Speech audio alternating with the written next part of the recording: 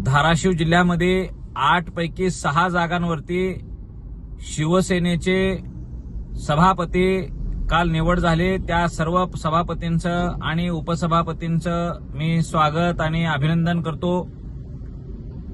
भारतीय जनता पार्टीचे सुद्धा 8 पैकी 2 सभापती बसले, त्यांचेही अभिनंदन आम्ही या ठिकाणी करतो। परंतु सन्माननीय मुख्यमंत्री एकनाथ शिंदे साहेबांच्या नेतृत्वातील शिवसेनेचा धाराशिव जिल्ह्याच्या जिल्हा परिषदेच्या अध्यक्षपदाचा आग्रह कायम आहे। शिवसेनेचाच जिल्हा परिषदेचा अध्यक्ष बसावा ही आमची भूमिका कायम आहे। आम्ही भारतीय जनता पार्टीच्या सोबत महायुती म्हणून लढलो आणि महायुती म्हणून आमची एक मागणी आहे की धाराशिव जिल्ह्यामध्ये शिवसेना हा मोठा पक्ष आहे। पंचायत समिती आणि जिल्हा परिषदांमध्ये कमी जागा मिळून सुद्धा शिवसेनेचा स्ट्राईक रेट हा अत्यंत मोठा आहे। इतर कोणत्याही पक्षामध्ये आमच्या जागा तशा कमी जागा मिळालेल्या असताना जास्त जिंकलेल्या आहेत। आम्ही 65% जास्त आमचा स्ट्राईक रेट आहे।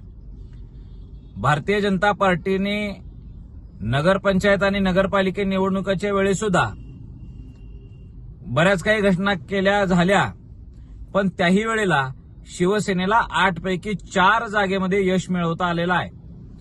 आणि म्हणून शिवसेना हा धाराशिव मधले एक मोठा पक्ष आहे। आमचा तो धाराशिव हा बालेकिल्ला आहे। राणा पाटलांनी आता सहकार्य करावं, विरोध करू नये। किती वेळा आपल्या घरातच पद ठेवायचे, आपल्या पत्नीचंच नाव पुढे करायचं, हे असं होऊ नये। लोकांमध्ये ती चर्चा आहे, ती चुकीच्या पद्धतीनं चर्चा आहे। मल्हारने सुद्धा शिवसेनेत फूट असल्याच्या बातम्या मागच्या निवडणुकांच्या नंतर पेरल्या। त्या गोष्टीचा प्रतिवाद करण्याची भूमिका आम्ही घेतली आणि शिवसेना हा एकच आहे, एकच पक्ष आहे। शिवसेनेत फूट पडणार नाही। प्रसंगी विरोधात बसण्याची तयारी आमच्या पालकमंत्री महोदयांनी सुद्धा जाहीर केली। त्यामुळं आमच्या पक्षाचे मुख्य नेते एकनाथ शिंदे साहेबांच्या नेतृत्वावर धाराशिव जिल्ह्यानं टाकलेला विश्वास, त्या जनतेचाही आभार मानतो। आणि पालकमंत्री साहेबांचं अचूक नियोजन, तानाजीराव सावंत साहेब आणि रवी सरांचं नेतृत्व, आमचे संपर्क प्रमुख राजन साळवी साहेबांचीही आमच्या जिल्ह्यामध्ये एक मोठी भूमिका राहिलेली आहे। आणि शाखा प्रमुख ते जिल्हा प्रमुख या सर्वांचं मी अभिनंदन करतो। येणाऱ्या काळामध्ये शिवसेनेचा धाराशिव जिल्ह्याचा जिल्हा परिषदेचा अध्यक्ष असेल अशी स्पष्ट भूमिका यावेळी व्यक्त करतो।